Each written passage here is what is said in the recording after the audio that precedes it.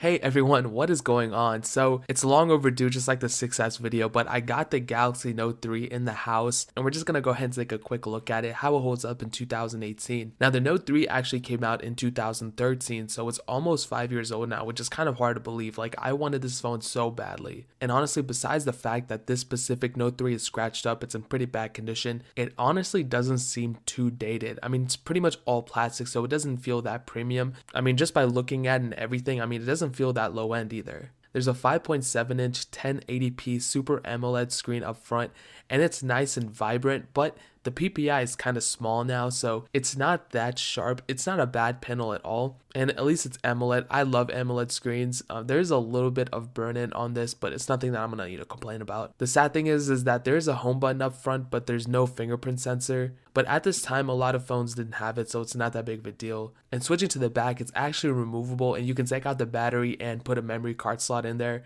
or even put a newer battery in there, or whatever have you. And in the back, there's a 13 megapixel camera, there's a 2 megapixel camera up front, and the back camera is actually pretty surprising. That I'm not a fan of the camera UI layout or anything, but it's not that bad. It's not the best camera, obviously, but for a phone that's almost 5 years old, it'll get the job done. And turning it on, we have Android 5.0, which was the latest version it got, and it's honestly a mixed bag. It's pretty outdated now, but it kind of runs well on it. I put Nova Launcher on it because I hate TouchWiz a lot, but you can actually update this to, I think, Android 7.0 if you root it and ROM it, and you can get even more features out of that. But I'll tell you why you might not want to do it on there later. And speaking about performance, dude, it's not that bad either. Mine had a quad-core processor, but there is an international version that had an octa-core processor. It had an Adreno 330 GPU, and it has 3 gigabytes of RAM. And the Note 3 really isn't that bad at performance at all. It's not bad at multitasking or anything like that, but I think it's somewhat of a software issue where sometimes if you have multiple apps in the background and you go into multitasking, it'll take like a couple extra seconds to get into multitasking to pull that stuff up. I'm not sure why. I mean, it's like a huge inconvenience to me, but it's kind of weird that happened. And speaking about gaming, casual games obviously run perfectly well on this.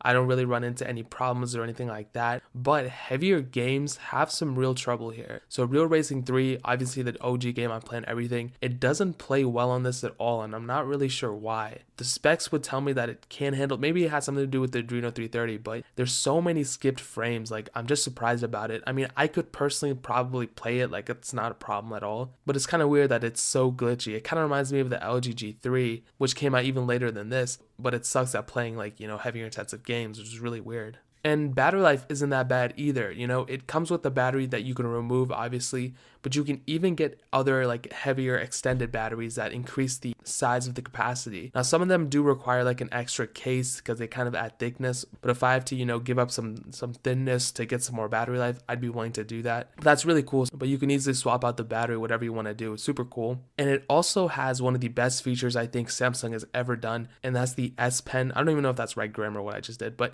I really wish more phones had it. It's super cool. It's super useful. I don't know if I'd use it every single day, but it's kind of a cool thing to have. Now, you have to keep in mind that if you flash a custom ROM, some ROMs don't work with the S Pen. I think you can still use it as a stylus, but all the features of the S Pen, the little menu stuff, that's not going to work with it, which kind of sucks. So is the Note 3 still worth it in 2018? Now, I'm going to say this, it's a bit dated in updates, so it's not as secure as more modern phones, but if you need a backup phone or something like that, you don't really need to depend on it too much, then it pretty much is worth it, honestly. They're not too expensive. You can get them for fairly cheap now, but I would kind of suggest you to get a Note 5. It's a little bit more expensive, I do understand that, but that phone is getting Android 8.0, so you might be better off getting that because it is a little bit more updated. It has better specs, better cameras, it has a fingerprint sensor. You might be better off getting that phone.